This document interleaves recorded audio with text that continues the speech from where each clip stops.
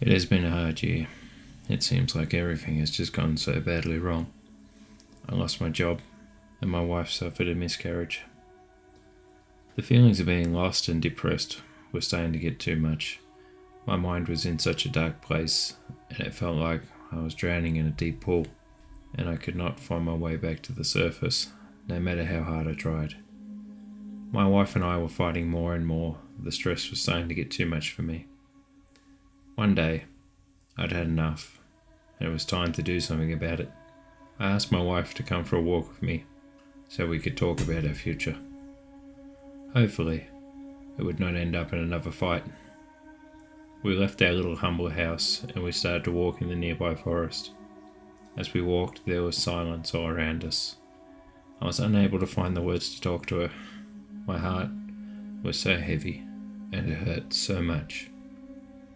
She started talking first and explained to me how she'd been feeling since she lost the baby. Tears were running down her face. I felt horrible. I'd been so selfish. I was a bad husband. Without any more words said, I embraced my wife, pulling her close, and her body convulsed as she cried and whimpered against my shoulder.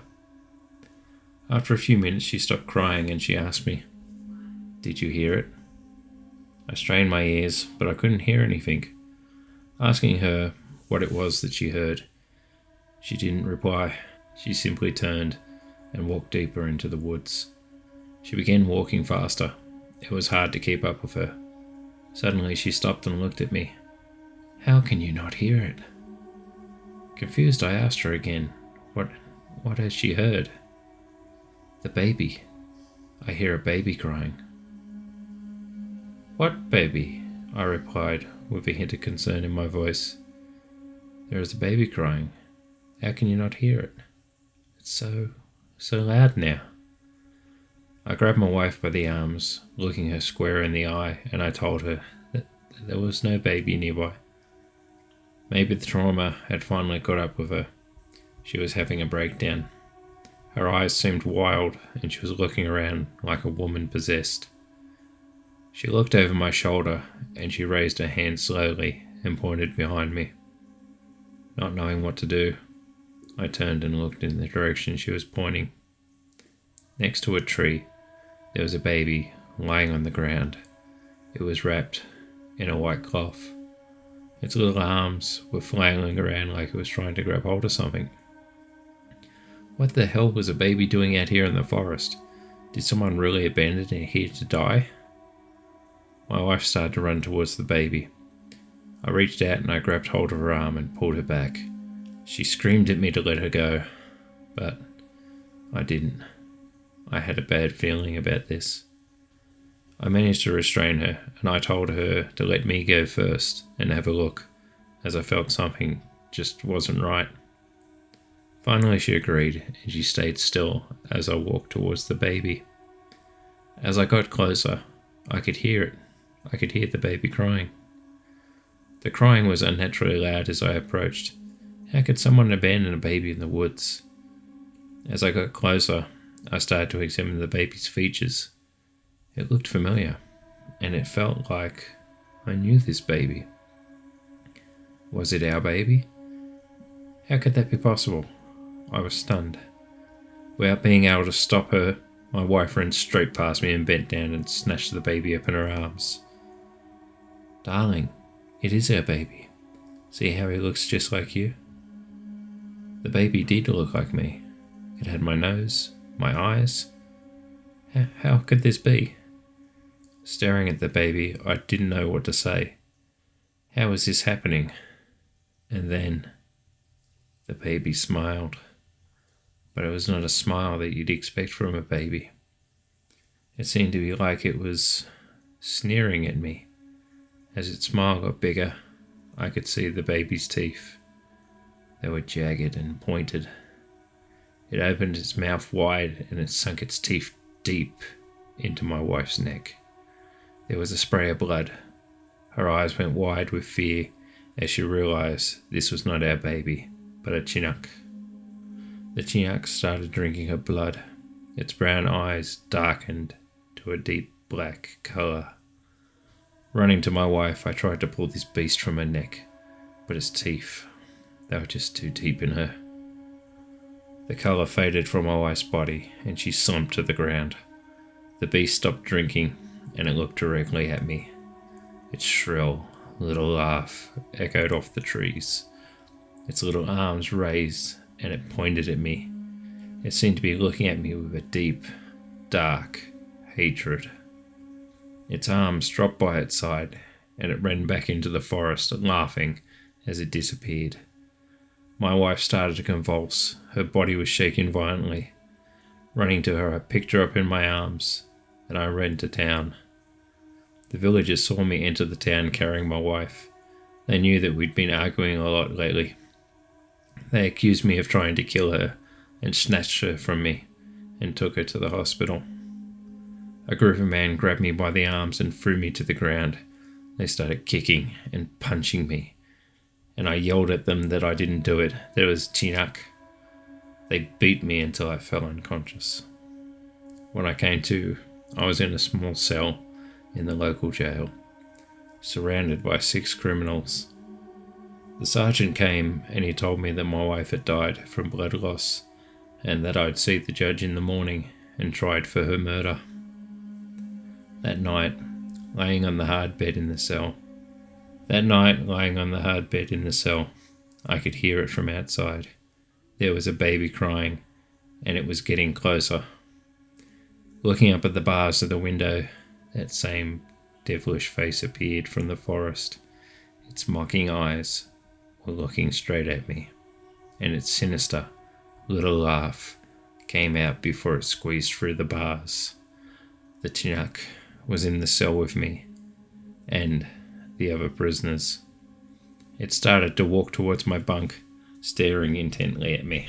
I knew it was my time to join my wife. I was ready.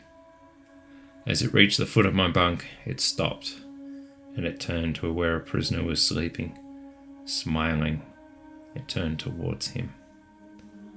I'll not describe what happened next, but it went from man to man, and it slaughtered them all, draining all the blood from them.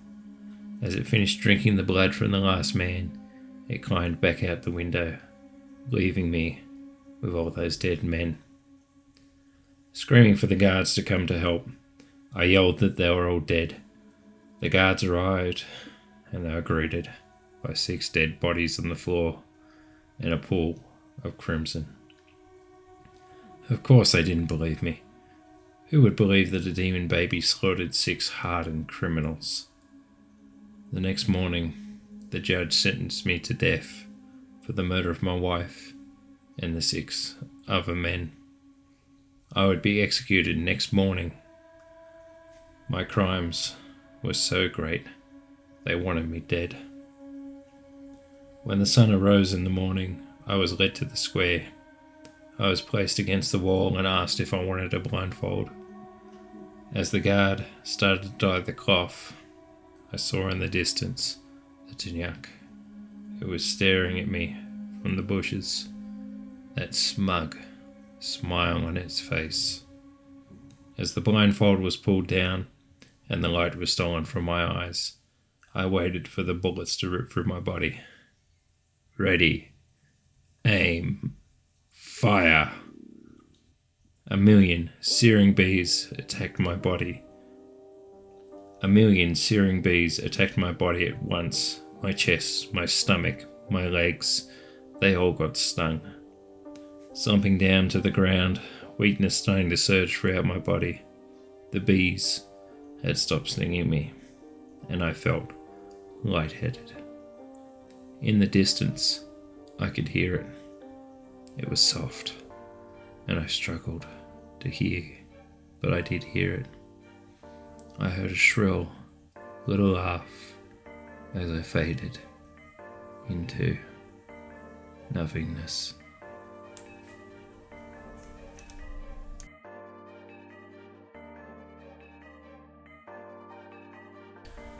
My name is Shinji, and I live in Tokyo. I am a junior in college, and my days are either spent at school or working at the local convenience store. Lately, strange things have been occurring. It started recently. I was working the late shift at the store, and I noticed there was a girl outside the doors. She was just standing there. She was dressed in a navy blue dress, a red tie, and a white blouse, with a blue blazer on top. Her hair was jet black, and it covered her face, obscuring her features. It was strange because the doors were automatic and they should have opened for her, but she stood there, staring at the ground. Not knowing what to do, I went back to packing the shelves. After a few minutes, she didn't come into the store. I started to wonder if she was alright, so I decided to look to see if she was still at the door. As I lifted my head, I turned it to look to see if she was there, but she was gone. She must have got tired of being there. I was about to go back to work, and I had a really uneasy feeling in my stomach. Turning around slowly, the hairs were standing up on the back of my neck. That feeling was getting stronger and stronger. But when I turned around, there was no one there. Maybe my mind was just playing tricks on me. Returning to packing the shelves, that feeling would not leave me. Maybe I should have fled. I would have been safe. Or maybe not. Reaching down, I picked up a packet of ramen. I went to put it on the shelf, and then I saw it. A pair of black eyes stared at me from the crack between the shelves. I have found you. Now it's your turn to find me. The soft voice echoed from the crack. I blinked for a moment and the eyes were gone. I must be tired. I'm starting to imagine things. After I finished up, I closed up the store and I started to walk home. The streets were dark and still a bit damp from the storm that we had earlier in the day. What was that about? What is this nonsense about finding her? I must be really tired. I opened my front door, and for a moment I thought I saw a pair of eyes looking at me from behind the crack as the door swung open. Slipping off my shoes, I entered my little apartment and I started to cook some food for dinner. Each time I opened a cupboard drawer, it seemed like those eyes from before were watching me. Whenever I looked, they were gone. After dinner, it was time to go to bed. Surely tomorrow I would stop these delusions.